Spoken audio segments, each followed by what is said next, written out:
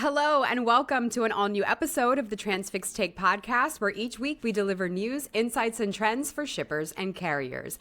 It's the week of February 21st. I'm Jenny Ruiz, and I'm joined by our market expert, none other than Justin Mays. Mays, how's it going?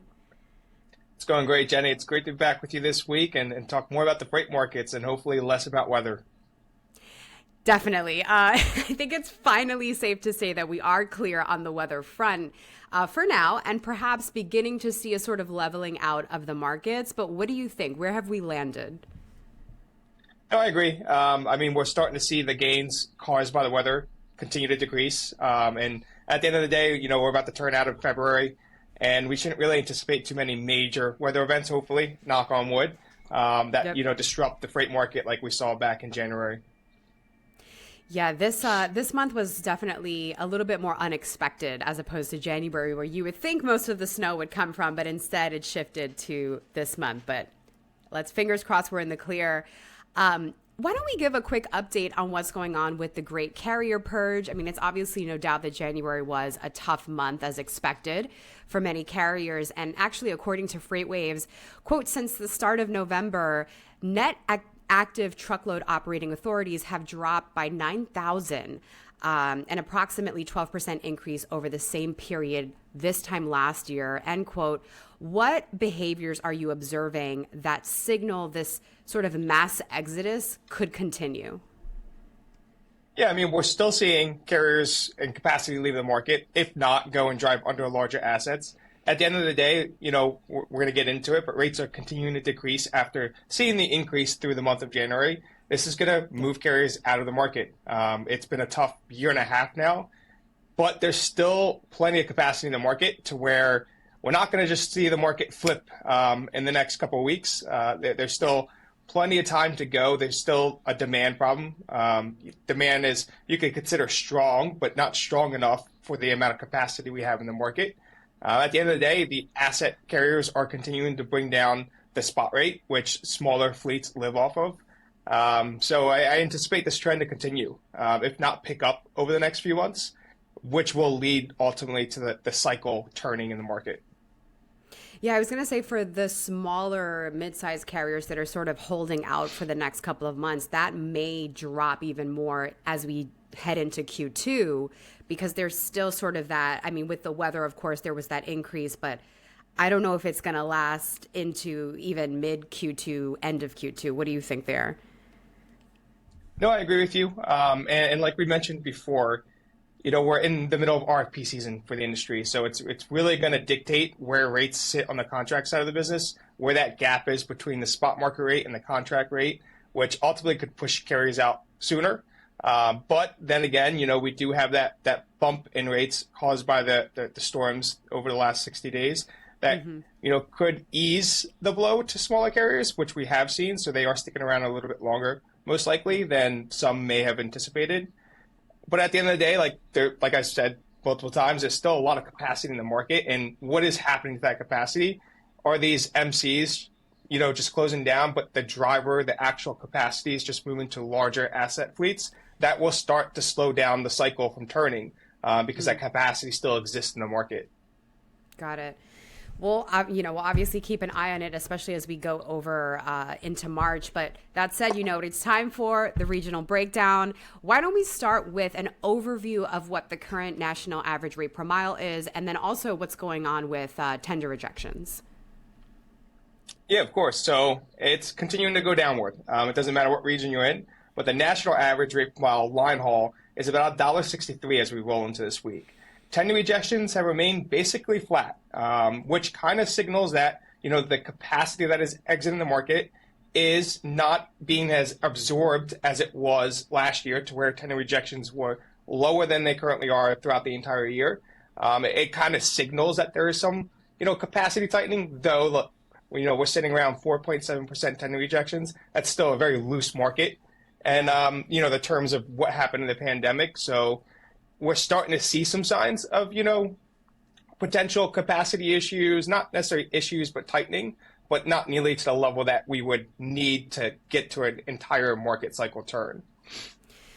Okay, well, why don't we get started with the Northeast? They were obviously dealing with a lot of snow in various regions last week, or various markets rather, especially heading into the weekend, which you noted in Fast Freight Fridays, our new segment that comes out each Friday with you. What's this region looking like, and are there any big market callouts we should keep in mind for the Northeast? Quite honestly, no. The winter weather that we experienced over the weekend didn't cause any noticeable difference. Rates are still coming down in a pretty fast pace, similar to the Midwest when we get into the Midwest. But rates overall are continuing their downward slide from the pretty significant increases we saw over the last 45 days from the winter weather. We're going to continue to experience this in the Northeast. There's still plenty of room to move downward. We're still right around 5% higher at a national rate leaving the Northeast than where we were 60 days ago. Well, let's get into the Midwest since you mentioned it. It was mirroring a lot of what the Northeast was going through rate-wise. It's actually still sitting at about 3 to 5% higher than it was 60 days ago at an average rate per mile on freight originating in the regions. What could we expect in the Midwest this week?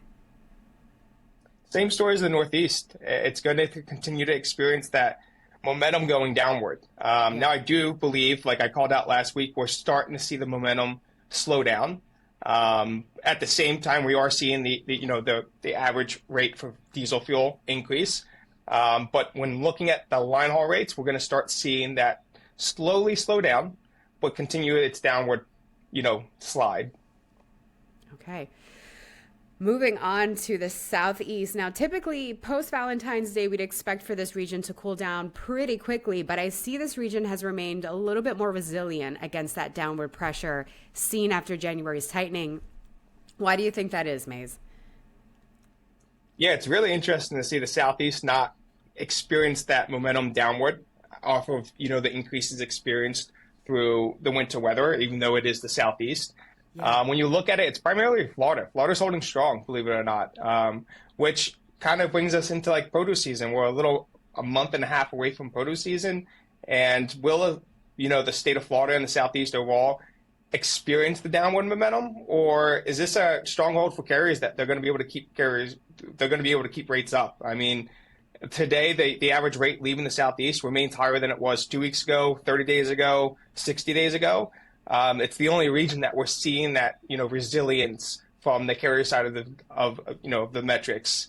It's really interesting. I don't think there's any specific call outs to why it's happening, other than carriers are able to demand a higher rate still down there. It's interesting even when you look at the Atlanta market, which is the highest volume market on the East Coast.